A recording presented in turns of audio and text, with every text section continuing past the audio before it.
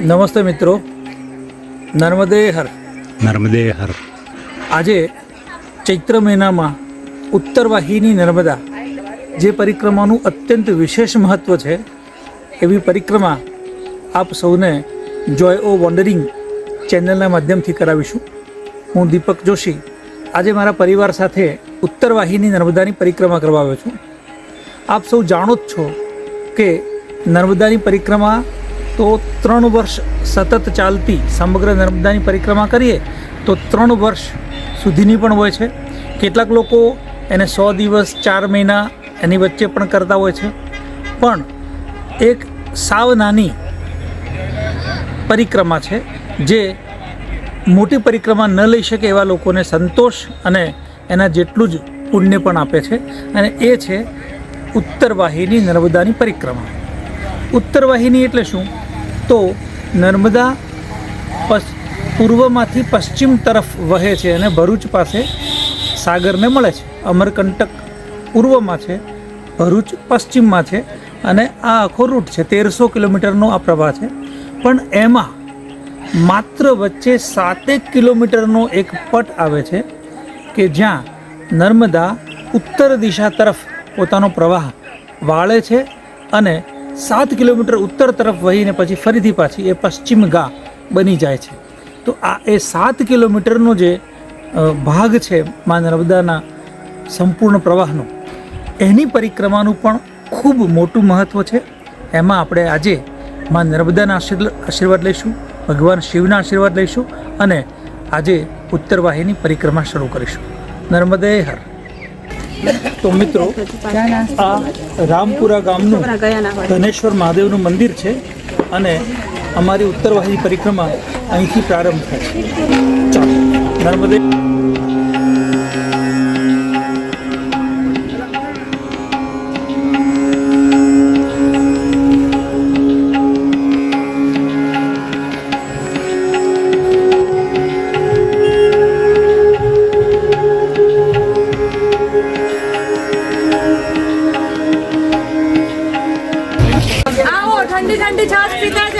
મિત્રો, તમે જોઈ શકો છો કે નર્મદાની પરિક્રમા કરવા માટે નીકળેલા સૌ ભાવિક ભક્તોની સેવામાં પણ એવા જ ઉત્સાહથી ભરેલા એવા ભાવિક ભક્તો તત્પર છે. આવી જાત જાતની વસ્તુઓની સેવા રસ્તામાં આપે છે.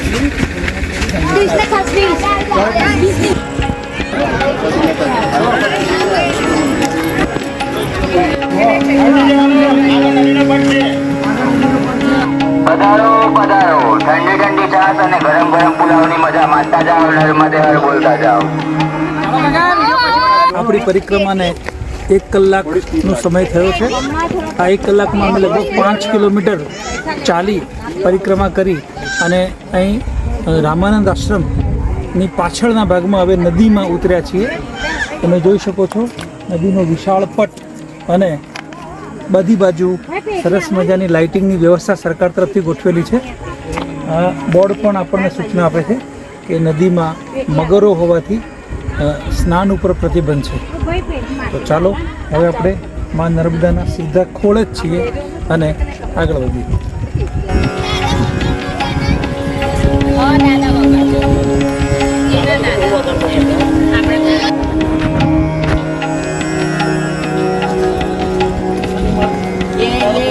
बेटा ये देखो, ये हमारे यंगेस्ट मैम.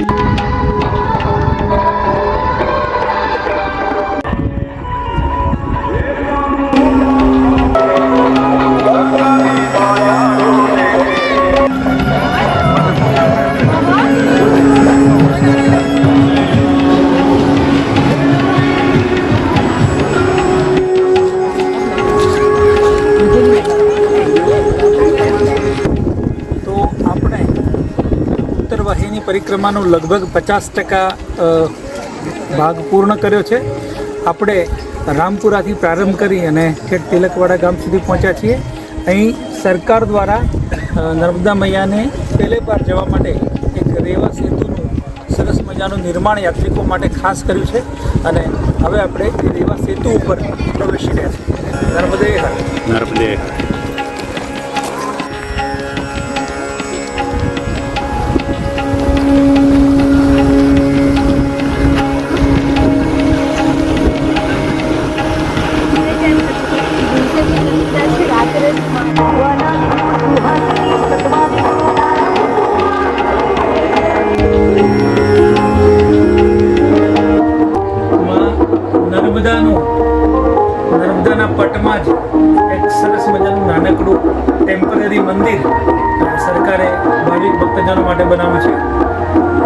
નર્મદાના દર્શન કરી અને કૃતાર્થ થઈએ.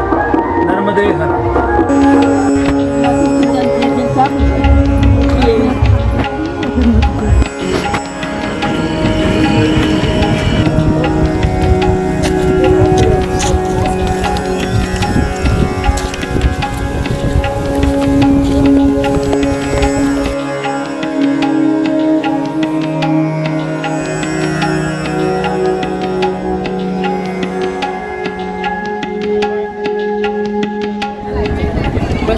મિત્રો આપણે આપણી નર્મદા પરિક્રમા બસ પૂર્ણ કરવાના આરે છીએ. આપણે આખું પરિક્રમા પથ પર ફરી અને વળતા રેંગણ ગાંવ પાસે પહોંચ્યા છીએ.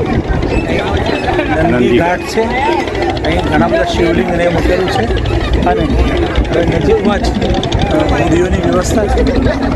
એમાં બેસી અને સામે કાંઠે જઈશું અને ત્યાં સ્નાન કરી અને પછી આપણે ઉત્તરવાહી નર્મદા પરિક્રમા પૂર્ણ થશે. નર્મદે હર.